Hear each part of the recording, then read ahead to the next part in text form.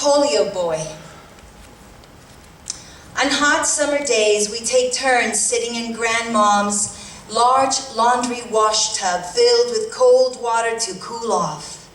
We also chase each other with the garden hose, laughing and screaming with chill delight while being sprayed with cold water. It's the day after one of these afternoon pool parties that I wake changed forever. In the summer of 1946, just weeks before my 5th birthday, I wake up to the sound of my family having breakfast in the kitchen. I get out of bed and fall. It feels like my right leg is asleep. I rub it and try to wake it up and end the tingling, burning sensation. I stand again and fall. I start crying and yell for my mom. I'm in a hospital, in a dark room, laying on my stomach, on a cold metal table with a single bright light above the table. My father's cousins, Nancy and Rosalie, are nurses here, and they're called down to hold my hands while the doctor does a spinal tap. The pain is excruciating. It's determined that I have polio and must remain in quarantine in this hospital in the children's polio ward until the state deems me safe enough to return to my home and family in Philadelphia. The boys' polio ward is a long, large room with about 40 white metal beds along both windowed walls and a row of beds in the center of the ward.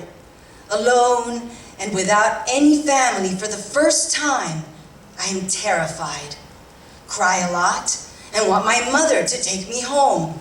All the other kids cry a lot too. One day, a parent comes to visit her son and brings along a large bag of toys. She spreads them out on his bed and they play with them together until she leaves. He gets very upset, starts crying, and pushes all the toys from his bed onto the floor. His bed is in the middle of the center row in the ward. All of us were able to watch him and his mother playing, wishing someone would bring us toys. With the toys now on the floor, we all struggle out of our beds, stumbling or crawling on the floor toward the toys, while crying in pain. Nurses hear the ruckus and come in to find a horrifying scene of crying, crippled kids trying desperately to get to the toys. They pick up the toys, remove them from the ward, and put us all back in our beds. The crying and sobbing continue all afternoon. We never see the toys again. I spend hours every day staring out the window of my bed, hoping to see Mom walking up the long sidewalk from the street. Several days a week after work, she takes a trolley from Philadelphia to Camden, New Jersey, and walks to the hospital to visit me. When she leaves, I always cry and beg her to take me with her.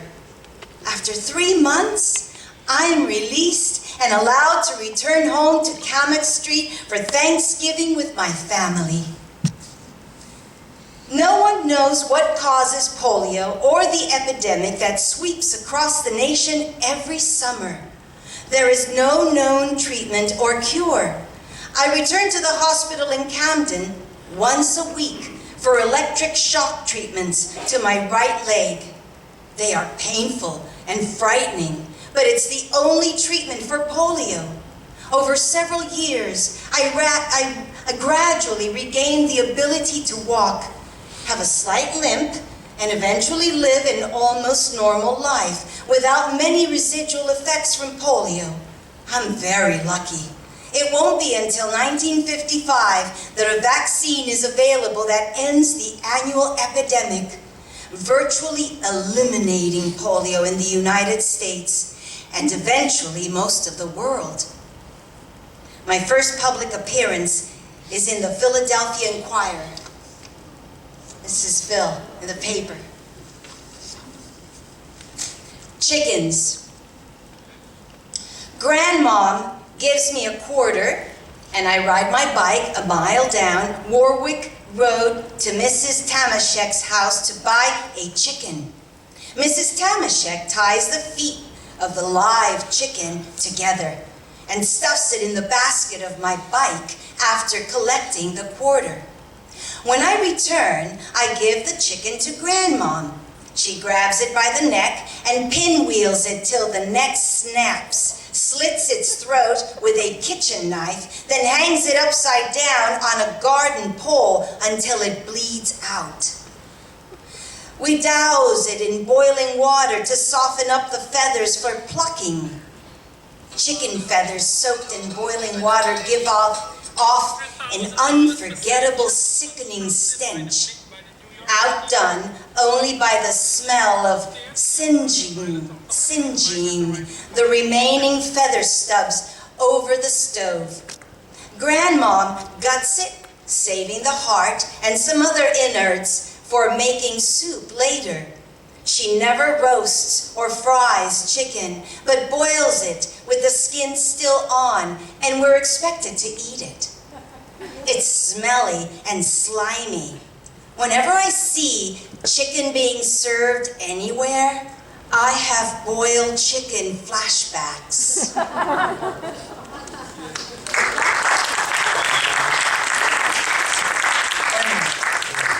The Victrola, his master's voice.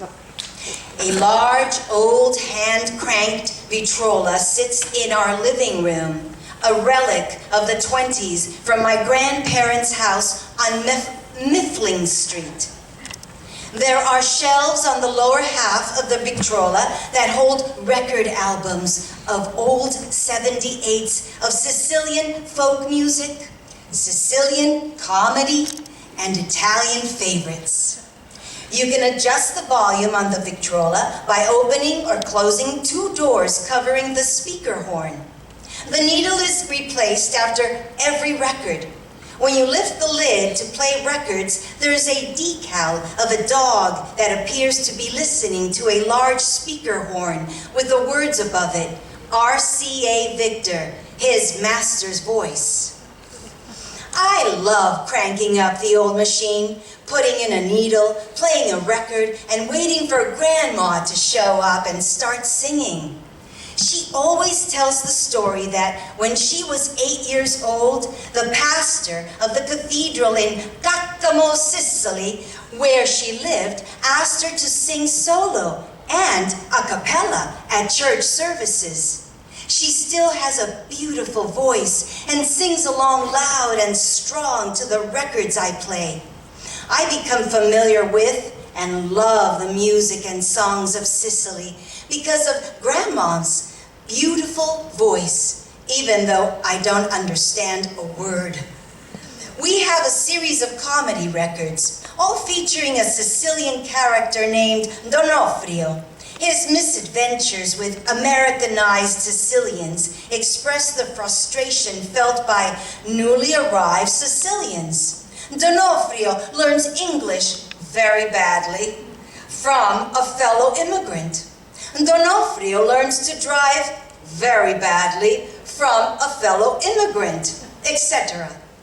Grandmom translates the records for me as I play them, but I don't think they're funny. I feel sorry for Donofrio. He's taken advantage of all the time by his own people.